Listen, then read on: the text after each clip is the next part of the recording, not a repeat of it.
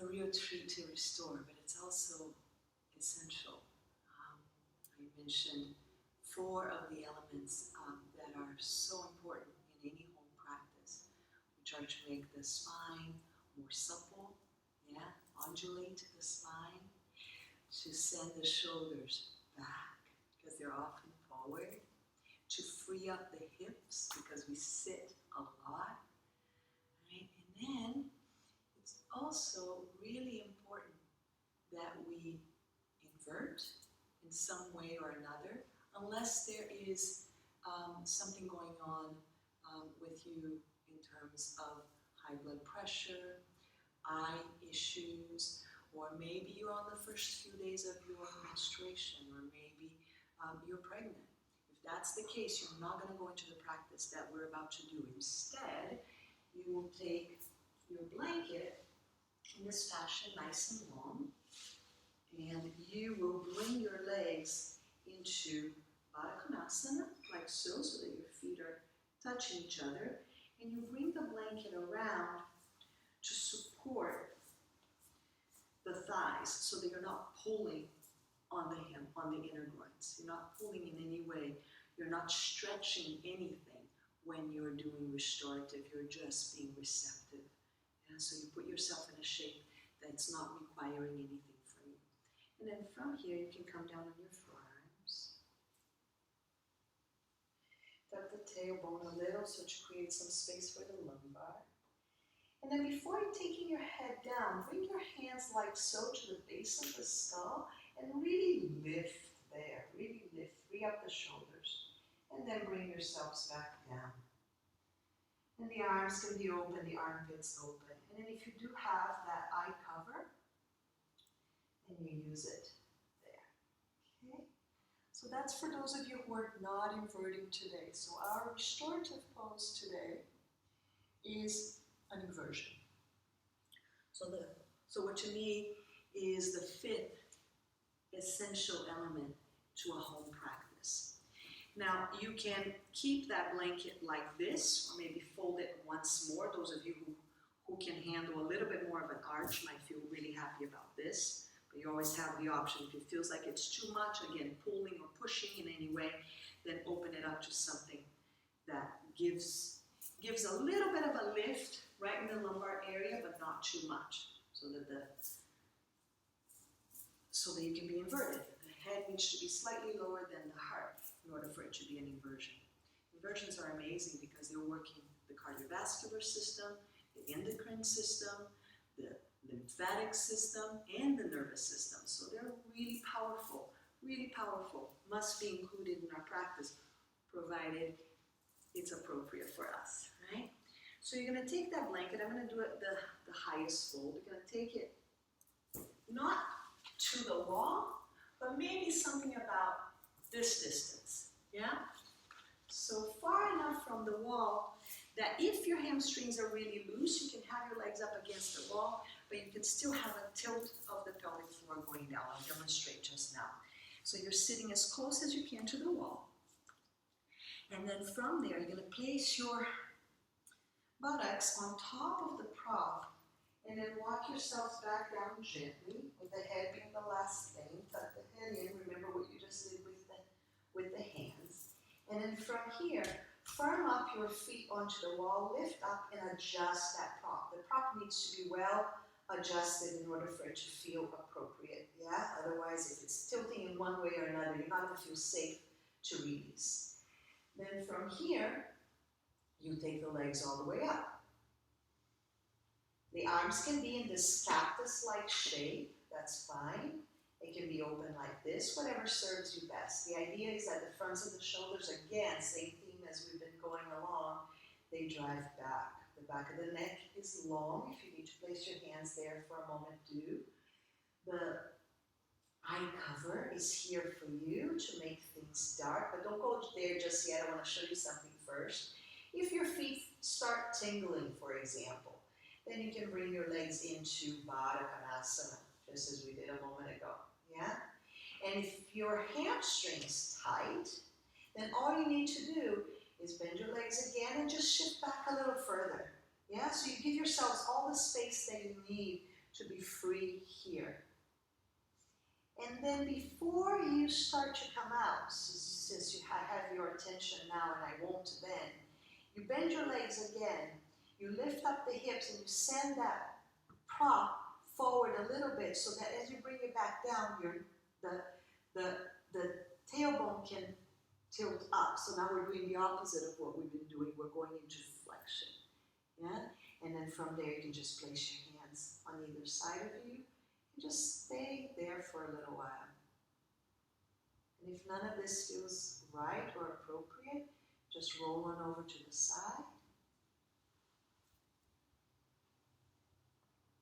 Bring yourselves up gently. So this will be incredibly important after you're in the pose for a long time, and you come up very gently.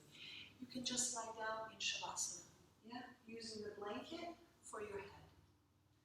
All right, so that's the practice. I'm going to be here with you for a few minutes to enjoy this. Before I do, I'm going to give you a reference of a book that has been so instrumental in my own practice. Because this book, it's called the Iyengar Way. I'm sure you can't see all the way over there, right? The Iyengar Way. And it gives you illustrations of each asana with modifications and with just the type of wording that you need to go in and out of a pose safely. So this is my go-to, my number one go-to. I highly recommend it. It's by Silva and Mira and Shiram Mehta.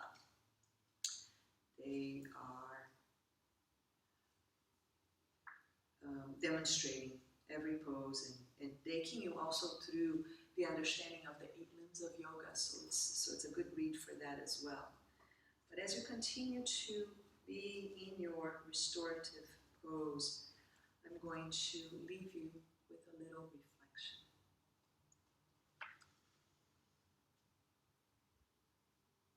Pranayama. So we haven't gone into pranayama yet. Yeah? So we're just in the asana end of things. We're touching upon the breath a little bit, but very, very minimally. So now this is a comment, a poetry about pranayama.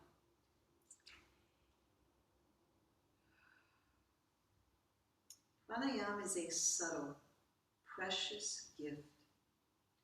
Although difficult, it is attainable through practice. It is like playing a musical instrument with delicate fingers, or painting a picture with a fine brush. Each separate breath flows smoothly into the next, making an undulating pattern of rising inhalation and falling exhalation. The rhythm becomes part of the body, and the mind savors its beauty. Through pranayama, energy is drawn from the external atmosphere. The individual mingles with the universal, with awareness itself.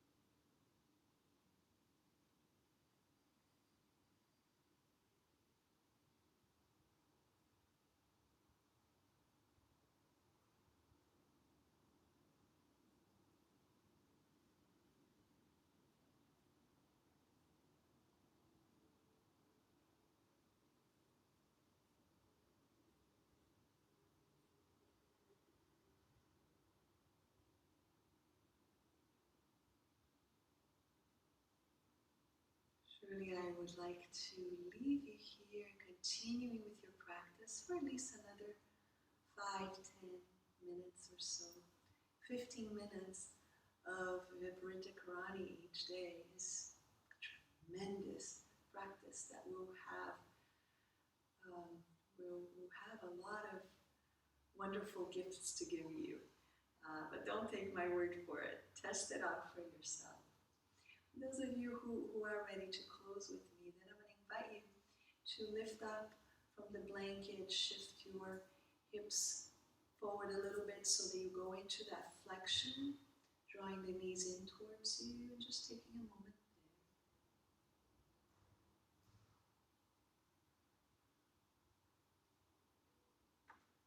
And then as you're ready, rolling onto the side, taking another moment there, leaving behind any aspect of the practice that may not have served you, letting that go.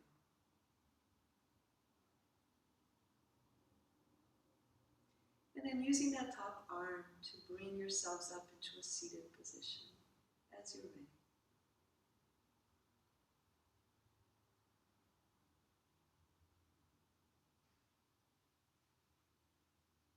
I will leave you with Yogananda's blessing, so if you'd like to join me with hands in Anjali Mudra, please do. Heavenly Father, Divine Mother, Friend, Beloved God, may Thy infinite love shine on the sanctuary of our devotion, and may we be able to awaken Thy love in our hearts. Oh, peace, Shanti, Shalom, Amen. Namaste.